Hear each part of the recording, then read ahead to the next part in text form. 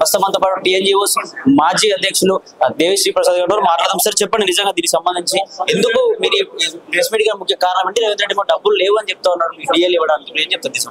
ఒకవైపు డబ్బులు లేవంటూనే లిక్కర్ మీద రేట్లు పెంచడం మీరు చూస్తున్నారు కదా. అంటే ఇవాళ డిఎల్ కానీ పిఆర్సీలు కానీ ఏవి ఇవ్వకుండా ఇబ్బంది పెట్టేటువంటి ప్రయత్నం చేస్తా ఉన్నారు.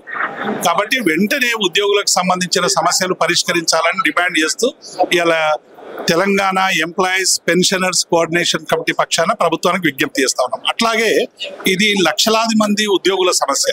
ఈ ఉద్యోగుల సమస్యను పరిష్కరించాల్సినటువంటి బాధ్యత ప్రభుత్వం మీద ఉంది. కాబట్టి అన్ని రాజకీయ పార్టీలు కూడా, తెలంగాణ నేల మీద ఉన్నటువంటి అన్ని రాజకీయ పార్టీలు కూడా ఉద్యోగుల ఉపాధ్యాయుల సమస్యల మీద ప్రభుత్వాన్ని ఒత్తిడి తీసుకురావాలని చెప్పి డిమాండ్ చేస్తా ఉన్నాం. రేవంత్ రెడ్డి ఏం చెప్తారంటే మీకు డిఎల్ కావచ్చు, మీకు పెన్షన్స్ ఇవ్వాలి అంటే మరి రైతుల సంక్షేమ పథకాలు ఆపాల్సిన అవసరం ఉంటుంది, మరి ఆపేయమంటారా అని చెప్పేసి కూడా మాట్లాడుతూ ఉంటారు. ఏ ప్రభుత్వాలు కూడా ఉద్యోగుల పొట్టగొట్టో పెన్షన్లు కొట్టో సంక్షేమ పథకాలు ఆపరు. సంక్షేమ పథకాలు అనేటువంటివి ప్రభుత్వము తన ఓన్ రెవెన్యూ రిసిట్స్ నుంచి ఇచ్చేటువంటి సమస్యలు. కాబట్టి ఉద్యోగుల్ని ప్రజల మధ్య యుద్ధం పెట్టేటువంటి చర్యలో భాగంగా ఇవి చేస్తున్నాయి తప్ప ఇంకొకటి కాదు. డెఫినెట్ గా ఈ సమస్యలన్నీ పరిష్కరించాలని డిమాండ్ చేస్తా ఉన్నాం. మా ఉద్యోగులు ఉపాధ్యాయులు కార్మికులు చేస్తున్నటువంటి ఆందోళనలకు మేము పూర్తిగా మద్దతు ప్రకటిస్తాం. అంటే ఆయనే చెప్పాలి కారణం. ఇది దురదృష్టకరమైన ఒక వాతావరణం. ఎందుకంటే ఒక రాష్ట్ర ముఖ్యమంత్రిగా పనిచేస్తున్న సందర్భంలో మాకు మేము ఇయ్యలేము అని చెప్పేసి అనొద్దు. ఎందుకంటే ఇంటెలెక్చువల్ తోటి ప్రొఫెషనల్ తోటి మాట్లాడి మన స్టేట్ గవర్నమెంట్ కు సంబంధించిన ఎకనామీ ఎట్లా డెవలప్ చేయాలి, ఎట్లా మనం ఇవ్వాలి, ఒక విస్తృతమైన సంక్షేమ కార్యక్రమం ఎట్లా మనం డిస్ట్రిబ్యూట్ చేయాలనేది. ఉద్యోగులు వేరు కాదు, ప్రజలతో భాగమే ఉద్యోగులకు సంబంధించింది మేము అడుగుతాము, రైతులకు సంబంధించి వాళ్ళు అడుగుతాం. అన్నింటినీ ఒక కోణంలో చూసి వాళ్ళు ఇవ్వవలసిన బాధ్యత ఉంది. అది దురదృష్టకరమైన ఒక పరిణామం. అది అంటే నిజంగానే డబ్బులు లేవా సార్? నిజంగా అప్పులో కూలిపోయింది. ఎందుకంటే ప్రజలు కడుతున్న పనులన్నీ ఎడిపోతున్నాడు. మరి నిజంగా డబ్బులు లేవంటే అంటే వాళ్ళు ప్రతిసారి డబ్బులు ఉన్నాయనే కదా. ఆర్థిక సంవత్సరంలో బడ్జెట్ ఎంత పెద్ద మొత్తంలో ప్రవేశపెట్టిన బడ్జెట్ వస్తుంది మనకు, మనం చేస్తామనేది కదా. మరి ఇప్పుడు డబ్బులు లేదంటే మనం ఎలా చెప్తాం? చెప్పండి. నిజంగా డబ్బులు లేకపోతే అందాల పోటీలకు 250 కోట్లు ఎక్కడి నుంచి ఖర్చు పెడుతున్నాడు? మరి అది నిజంగా తెలంగాణలో జరగవలసింది దురదృష్టకరం.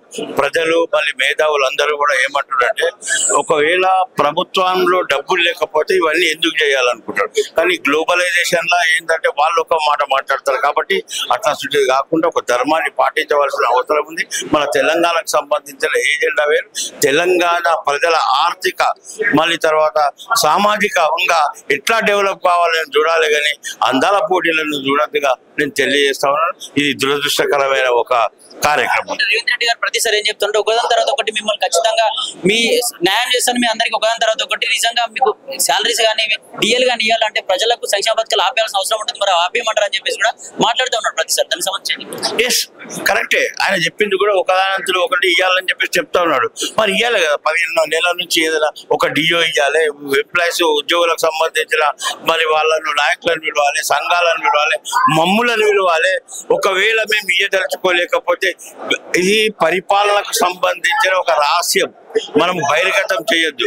నా 4 వాల్స్ లో మాట్లాడి మన ఆర్థిక పరిస్థితి మీరు సహకరించండి అన్నప్పుడు మేము కూడా సలహాలు ఇస్తాం. ఈ ప్రభుత్వాన్ని నిలబెట్టేందుకు ఖచ్చితంగా ముందరుగుతాం. ఎందుకంటే ప్రజలతో ఎన్నుకున్న ప్రభుత్వాన్ని కూలదోయాలని మాకు ఉద్యమకారులకు లేదు. మాకు కంటిన్యూ కావాలి 5 సంవత్సరాలు. మాకు సంక్షేమం కావాలి, ఉద్యోగులకు డిఎల్ కావాలి, పెన్షన్ కావాలి, గ్రాట్యుటీ కావాలి, అన్ని కావాలి.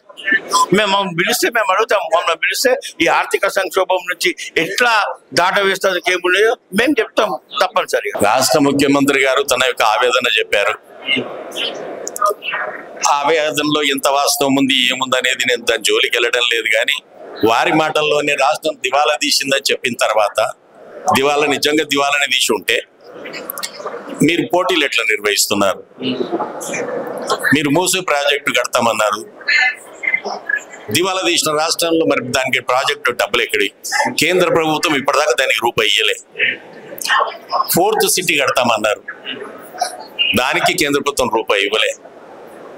హైదరాబాద్ రింగ్ రోడ్ సంబంధించి ఇంకా కేంద్ర ప్రభుత్వం డిపిఆర్ఎల్ అడుగుతున్నది, కానీ ఇంత పరకు రూపాయి ఇయ్యలే. ఎక్కడి నుంచి కూడా సాయం అందనటువంటి ఈ సమయంలో మరి మీరు ఎట్లా కడతామంటున్నారు? మేము అడిగితేనేమో దివాలా తీసింది, మీరేమో హామీలు ఇస్తా ఉన్నారు. ఏ ప్రజలను మోసం చేస్తున్నారు? కాబట్టి ఆలోచించి వారే న్యాయం చేయాలి. మేము అడిగేది ఒకటే, మేము రిటైర్ ఉద్యోగులం, మేము పెన్షన్స్ మాకు డిఎల్ ఇవ్వమంటున్నాం. రిటైర్ అయిన 10,000 మంది ఉద్యోగులు దాపెట్టుకున్నటువంటి డబ్బులు ఇవ్వమంటున్నారు. 3,50,000 మంది ప్లస్ 3 లక్షల ఉద్యోగులు డిఏ కోసం ఎదురు చూస్తున్నారు. 5 డిఏలు భారతదేశంలో ప్రస్తుతానికి ఏ రాష్ట్రంలో 5 డిఏలు పెండింగ్ లేవు. మరి మా దగ్గర ఉన్నాయి. డిఏలు అడిగితే మరి మీ డిఏల కోసం ప్రజల యొక్క సంక్షేమ పథకాలు ఆపేయమంటారు అని చెప్పేసి కూడా గట్టి వాళ్ళతో మాట్లాడండి ఉద్యోగ సంఘాలతో. దానికి ఏం చెప్తారు సార్? ఉంది, ముఖ్యమంత్రి గారు కౌంటర్ ఇద్దామనుకున్న మాట వాస్తవమే. చాలా సంతోషమైన అడిగింది. మీరు ఏ సంక్షేమ పథకం ఆపి అందాల పోటీలు పెట్టారు? ఏ సంక్షేమ పథకం? అది మూసి ప్రాజెక్ట్ అన్నారు. మీరన్నా చెప్పాలి కదా ఏది ఆపినవు. పోనీ ఏమైనా రాష్ట్ర మంత్రులు ఏమైనా ఆదాయం ఆపినరా? పొదుపు ఏమైనా చేసినరా?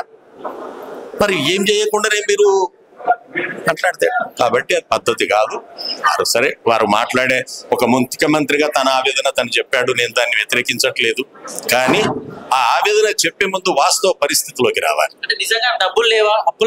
అప్పుల్లో కూడిపోయిందా తెలంగాణ రాష్ట్రం? మరి ప్రజలు కడుతున్న పనులను నిడిపోతున్నారు. అదే మేమనేది. 18,000 కోట్లని 18,500 కోట్లు వచ్చినాయి కదా బడ్జెట్. ఈ 18,005 కోట్లల్లా అడ్మినిస్ట్రేషన్ ఖర్చు పోగా మిగతాదంతా ఎవరికి ఇచ్చారు? ఏ స్కీమ్లకు ఇచ్చారు? మీరే చెప్పాలి కదా. ఈ 18,000 కోట్ల ఆదాయం ఎవరు సమకూర్చి పెట్టారు? లెజిస్లేచర్ గా మీరు రూల్స్ పాస్ చేస్తే, జీవోలు పాస్ చేస్తే వాటిని గడపకు తీసుకుపోయి ప్రభుత్వ ఉద్యోగులు తన్నులు తినైనా సరే వాటర్ వర్క్స్ డిపార్ట్మెంట్ వాళ్ళు వాటర్ బిల్లు వసూలు చేయడానికి పోతే అక్కడ ఉన్నటువంటి వాళ్ళు పట్టుకొని కొట్టారు. రైమత్ నగర్ లో కరెంట్ డిపార్ట్మెంట్ వాళ్ళు మీటర్ పని చేయడానికి పోతే బిల్లు కడతలేవని పోతే అవన్నీ తంబాని గట్టి కొట్టారు.